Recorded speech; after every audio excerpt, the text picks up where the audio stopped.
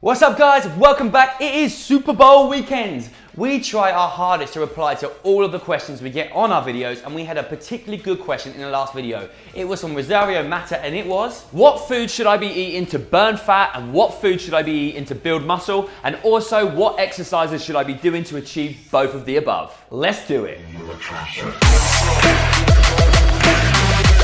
So let's take it back to last week. We're talking about losing fat. So let's talk about foods to eat to help you lose fat. Well, we know calories are important. We have to be expending more energy than we are consuming via eating food or eating less food and doing exercise. What is the hardest part of dieting?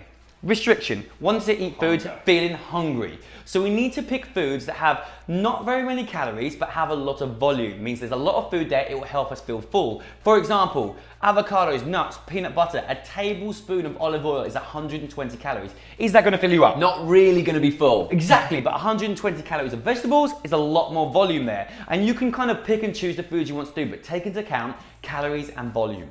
Exactly that, and one other thing to take into account as well is nutrient value. You want to make sure, obviously vegetables are a fantastic choice because you've got tons of nutrients and you're also going to keep the calories down. Another option, as long as it's not really sweet or toffee based, popcorn is great. It's really voluminous and the calories are going to be low, but yes, you are going to be losing some nutrients, so it's a little bit of a play-off, so just consider all the bases.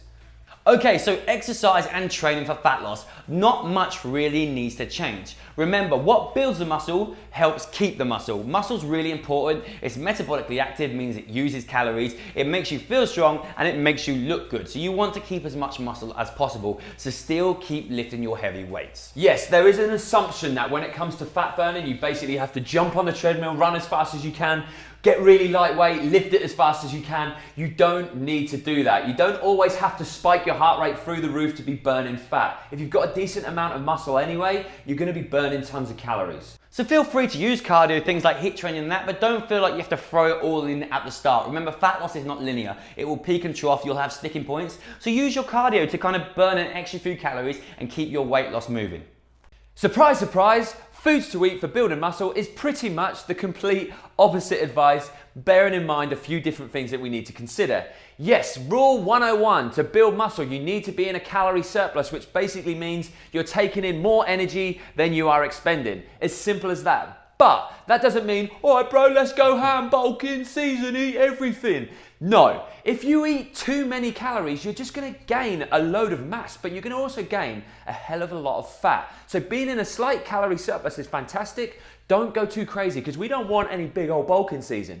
Yeah, 2 points. One, bulking is a bit of a mind game. People are like, oh, I want to get bigger, but I don't want to get too much fat. So the faster you start slamming on fat, the sooner you have to diet again, the sooner you become uncomfortable and conscious in your body and you have to revert to dieting again. And when you're dieting, unless you're very new to lifting, you are not going to be building muscle. Point number two, what people tend to do, typically the guys, when it comes to building muscle, they eat all the protein under the sun. And things start to get a little bit smelly, if you know what I mean. Donkey. Actually, when you're on a diet, you need to consume more protein than when you are on a bulk. You tend to eat more calories. You're not going to be eating into kind of protein reserves or muscle for fuel. Carbohydrates, you're probably going to be eating more of them, and they have a protein sparing effect as well. When it comes to your training, you should be feeling like Superman on a bulk when you're trying to get bigger. You've got extra calories, extra energy to expend. So, if you want to, yes, use it. Make your sessions a little bit longer. Make them a little bit heavier. It's all about absolutely smashing it and using as much as you possibly can. Also, make sure you're recovering. We're really going to be pushing hard,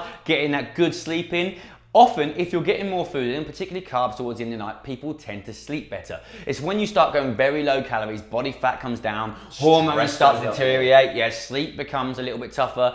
Other things like waking up in the morning isn't quite the same for a guy sometimes. Libido can go down when body fat becomes very low. So ultimately what you're trying to do, and what we always say, it's about balance. When you're trying to build muscle, you'd keep them within a certain range so you haven't got to feel uncomfortable and start dieting too soon. When you're dieting, you're not trying to diet too fast so that you lose muscle and you end up crashing. So it's kind of finding that balance point on both sides of the fence. Exactly that. So if you love this video, guys, give it a massive thumbs up. If you've got any other comments and things that you want us to expand on, put a comment below. Also, we want to know your predictions for the Super Bowl. Do you think it's going to be Patriots that win or the Falcons? Patriots.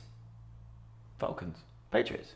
Falcons. So on that note, we're going to go. Make sure you hit the subscribe button and thumbs up. It helps us out hugely. We love you all and we'll see you back very soon. Bye, guys.